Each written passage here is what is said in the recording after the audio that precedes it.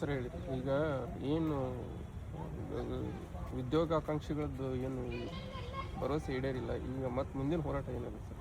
Sir, ಈಗ ಧಾರವಾಡದಲ್ಲಿ ತುಂಬ ಪ್ರೊಟೆಸ್ಟ್ ಮಾಡಿದ್ವಿ. ಈಗ ಕರ್ನಾಟಕದಲ್ಲಿ ಎಲ್ಲ ಡಿಸ್ಟಿಕಲ್ಲೂ ಮಾಡಿದ್ದೀವಿ. ಬೆಂಗಳೂರು, ಧಾರವಾಡ, ಬಿಜಾಪುರ, ಕಲಬುರಗಿ, ಶಿವಮೊಗ್ಗ, ಹಾಸನ, ಕೋಲಾರ, ಮೈಸೂರು ಎಲ್ಲ ಡಿಸ್ಟಿಕಲ್ಲೂ ಹೋರಾಟ ಮಾಡಿದ ನಂತರ ಏನು ಗೌರ್ಮೆಂಟ್ ರಿಕ್ರೂಟ್ಮೆಂಟ್ ಮಾಡ್ತಾ ಇದೆ, ಈ ಒಂದು 2,186 ಹುದ್ದೆಗಳದ್ದ ಒಂದು 6 ಮಂತ್ ಈವೆಂಟ್ ಆಫ್ ಕ್ಯಾಲೆಂಡರ್ ಬೇಕು.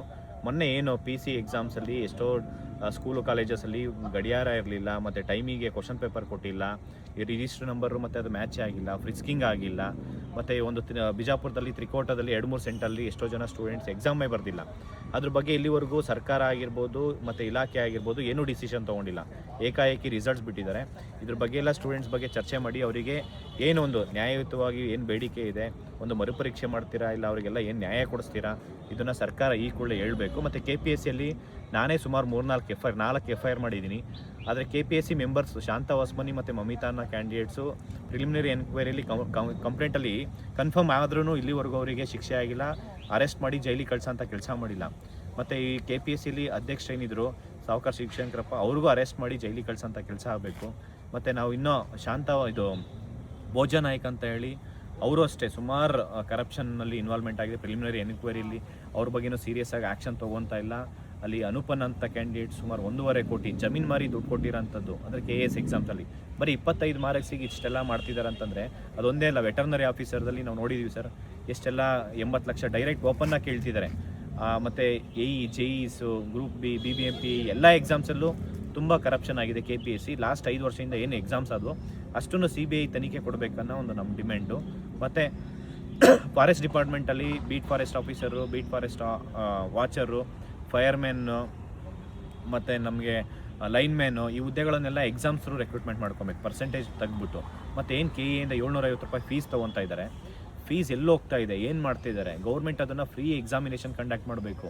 750 ರೂಪಾಯಿ ಸರ್ ಪರ್ ಕ್ಯಾಂಡಿಡೇಟ್. ಒಂದು ಅಪ್ಲಿಕೇಶನ್ ಹಾಕಬೇಕಾದ್ರೆ ಒಂದೇ ಅಪ್ಲಿಕೇಶನಲ್ಲಿ 4-5 ಸಪ್ರೇಟು 5, 10, 20 ವೇಕೆನ್ಸಿ ತೊಗೊಂಬಂದು ಒಂದೊಂದು ಸಪ್ರೇಟ್ ನೋಟಿಫಿಕೇಶನ್ ಮಾಡಿ ಬರೀ fees in the name of application ಫೀಸಲ್ಲಿ ಇವರು ಸ್ಟೂಡೆಂಟ್ಸ್ ಹತ್ರ ಲೂಟಿ ಹೊಡಿತಿದ್ದಾರೆ. ಇದನ್ನು UPSC ಮಾದರಿ ಥರ ಫೀಸು ಬರೀ 100 ರೂಪೀಸ್ ಇರಬೇಕು ಜನರಲ್ ಮೆರಿಟ್ಗೆ ಮತ್ತು OBCಗೆ. SC ST ಮತ್ತು ಅದರ್ ಡಿಸೇಬಲ್ಡ್ ಪರ್ಸನ್ಗೆ ಫ್ರೀ ಆಫ್ ಕಾಸ್ಟ್ ಇರಬೇಕು ಎಕ್ಸಾಮಿನೇಷನ್, ಅಂದರೆ ಅಪ್ಲಿಕೇಶನ್ ಫೀಸು.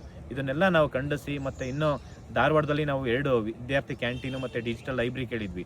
ಅದು ಕೂಡ ಬಜೆಟಲ್ಲಿ ಅನೌನ್ಸ್ ಆಗಿದೆ. ಬೆಂಗಳೂರಲ್ಲಿ 2 ವಿದ್ಯಾರ್ಥಿ ಕ್ಯಾಂಟೀನು ಮತ್ತು ಒಂದು ಡಿಜಿಟಲ್ ಲೈಬ್ರರಿ, ಅದಿನ್ನೂ ಕಾರ್ಯರೂಪಕ್ಕೆ ಬಂದಿಲ್ಲ. 6 ತಿಂಗಳಾಯಿತು ಬರೀ ಹೇಳಿ. ಇವರು ಬರೀ ಬಜೆಟಲ್ಲಿ ಹೇಳೋದಕ್ಕೆ, ಮಾಧ್ಯಮದ ಮುಖಾಂತರ ಸ್ಟೇಟ್ಮೆಂಟ್ ಕೊಡೋದಕ್ಕೆ ಪೇಪರ್ ಸ್ಟೇಟ್ಮೆಂಟ್ಸ್ ಆಗಬಾರ್ದು.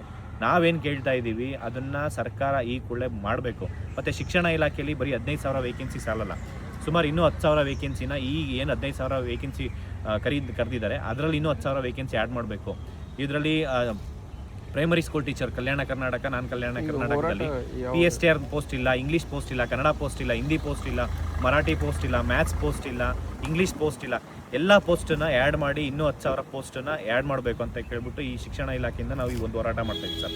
ಇದೇ ತಿಂಗಳು 18ನೇ ತಾರೀಕು ಧಾರವಾಡದಲ್ಲಿರೋ ಮಿಚಿಗಾನ್ ಕಾಂಪೌಂಡ್ ಗ್ರೌಂಡು, ನಾಳೆಲ್ಲ ನಾಡಿದ್ದು ಅಂದರೆ ಮಂಗಳವಾರದಿಂದ ಅನಿರ್ದಿಷ್ಟಾವಧಿ ಹೋರಾಟ ಮಾಡ್ತಿದ್ದೀವಿ. ಸರ್ಕಾರ ನಮ್ಮ ಬೇಡಿಕೆಗಳನ್ನು ಈಡೇರಿಸೋ ತನಕ ನಾವು ಯಾವುದೇ ಕಾರಣಕ್ಕೂ ಹೋರಾಟ ಬಿಡಲ್ಲ. ಎಷ್ಟು ಜನ ಭಾಗಿಯಾಗಬೇಕು ಸರ್? ಹೋರಾಟಕ್ಕೆ ಎಲ್ಲ ಸ್ಟೂಡೆಂಟ್ಸ್ ಏನಿದ್ದಾರೆ ಧಾರವಾಡದಲ್ಲಿ ಮೆಜಾರಿಟಿ ಎಲ್ಲರೂ ಭಾಗಿಯಾಗ್ತಾರೆ ಸರ್. ಈ ಒಂದು ಹೋರಾಟ ಶಾಂತಿಯುತವಾಗಿ ನಡೆಯುತ್ತೆ. ಶಾಂತಿಯುತ ಹೋರಾಟಕ್ಕೆ ನಮ್ಮ ಹೋರಾಟ ಏನು ಬೇಡಿಕೆಗಳು ಈಡೇರೋವರೆಗೂ ಅನಿರ್ದಿಷ್ಟಾವಧಿ ಹೋರಾಟ ಇರುತ್ತೆ.